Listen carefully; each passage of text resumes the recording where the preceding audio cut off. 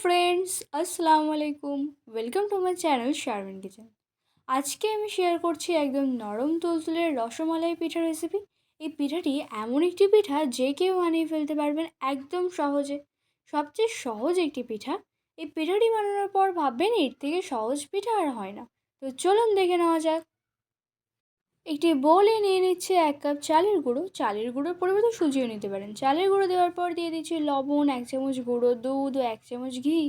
এই সবগুলি দিয়ে মিশিয়ে নিচ্ছি। হাত দিয়ে খুব ভালো করে মিশিয়ে নিচ্ছি।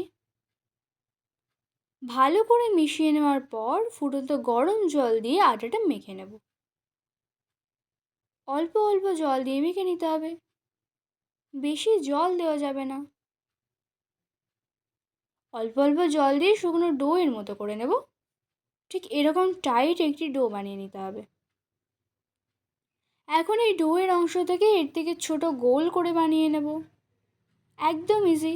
এরকম ছোট ছোট করে বানিয়ে নেব। এর থেকে বড় আকারেরও করে নিতে পারেন। এরকম গোল আকারের করে নিয়ে কড়াইয়ে 1 কাপ জল দিয়ে জলটা যখন বলক ওঠা শুরু করবে একে একে পিঠাগুলি দিয়ে দেব। জলের মধ্যে এখন এই পিঠাগুলি দিয়ে 2 মিনিট জলের মধ্যে রান্না করে নেব।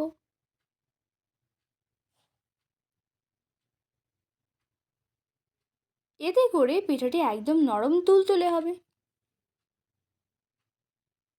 2 থেকে 3 মিনিট পিঠাগুলো জলের মধ্যে রান্না করে নিয়ে জলটা যখন শুকিয়ে আসবে আমি 1 কাপ লিকুইড দুধ দিয়ে দিচ্ছি। দুধ দেওয়ার পর দিচ্ছি 1/2 কাপ চিনি। যতটা মিষ্টি খেতে পছন্দ করেন সেই অনুযায়ী দেবেন। এখন আবারও পিঠাটি রান্না করে নেব। 2টি এলাচ ফেটিয়ে দিলাম। এখন পিঠাটি রান্না করে নেব যতক্ষণ দুধটা ঘন না হয়ে আসছে। দেখুন দুধটা একদম ঘন হয়ে আসছে আর আমার পিঠাটি অলরেডি ডান।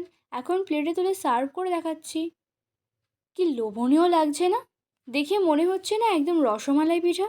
এত সুন্দর এই পিঠাটি একবার না বানালে বিশ্বাস হবে না। মুখে দেওয়ার সাথে সাথেই মিলিয়ে যাবে এই রসমালাই পিঠাটি। প্লেটে তুলে নেওয়ার পর উপর থেকে একটু খেজুরের গুড় দিয়ে দিয়েছি।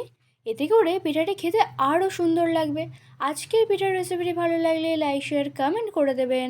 আর আমার চ্যানেলে নতুন সদস্য থাকলে সাবস্ক্রাইব করে পাশে থাকবেন। Thank you.